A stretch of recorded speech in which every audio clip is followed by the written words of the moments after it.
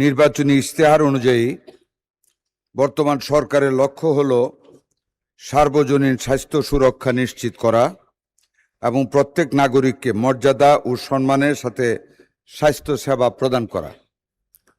মাননীয় speaker, we realize and understand it is not their privilege.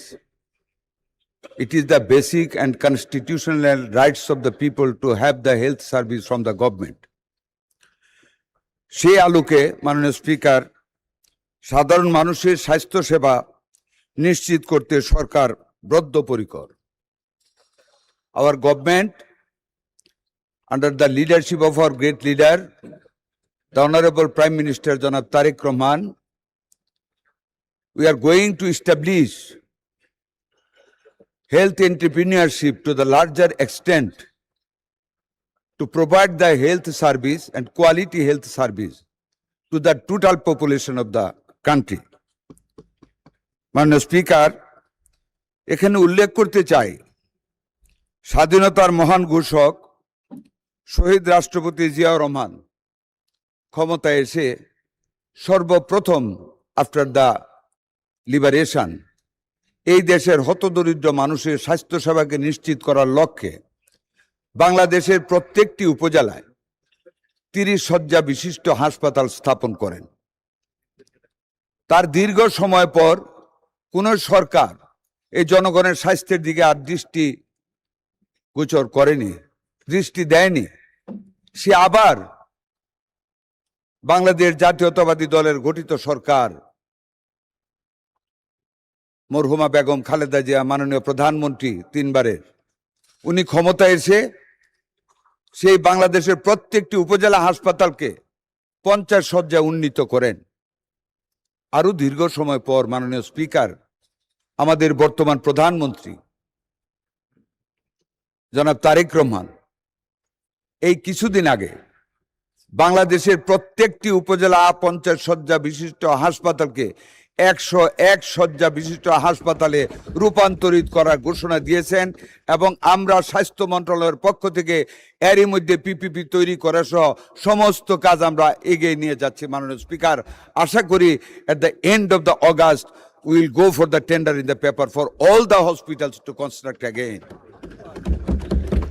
মাননীয় speaker sir, এই শুধু হাসপাতালগুলি করা নয়, মাননীয় সংসদ সদস্য অবশ্যই উনি স্বীকার করে ফেলেছেন, যিনি আগেই শুনেছেন যে 50 101 হয়ে যাবে।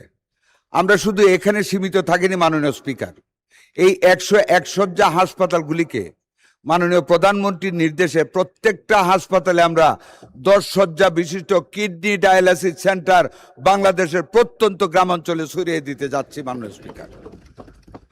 শুধু তাই নয়, প্রত্যেকটা হাসপাতালের জন্য আজকে ফিজিবিলিটি স্টাডির নির্দেশ দিয়েছি। প্রত্যেকটা উপজেলা হাসপাতালে ল্যাব, প্যাথ ল্যাব আমরা স্থাপন করতে যাচ্ছি, মেশিনারিজ ইম্পোর্ট করতে যাচ্ছি, যাতে করে গ্রামের মানুষ আর ক্লিনিকের খপ্পরে না পড়তে হয়, সঠিক ইনভেস্টিগেশন যাতে পায় মাননীয় স্পিকার, সেটা আমরা করতে যাচ্ছি। আমরা 5 বছরে প্রত্যেকটা হাসপাতালে নতুন অ্যাম্বুলেন্স দিতে যাচ্ছি। এই বছর 100 হাসপাতালে আমরা 100 অ্যাম্বুলেন্স দিব মাননীয় স্পিকার।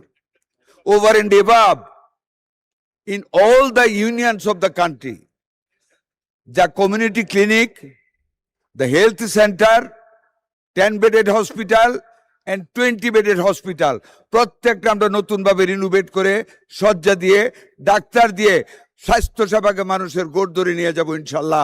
আমরা সেই কাজও শুরু করেছি। আমার এই বক্তব্যের আলোকে আরো মাননীয় 10 জন সংসদ সদস্য সংশোধনী প্রস্তাব দিয়েছেন।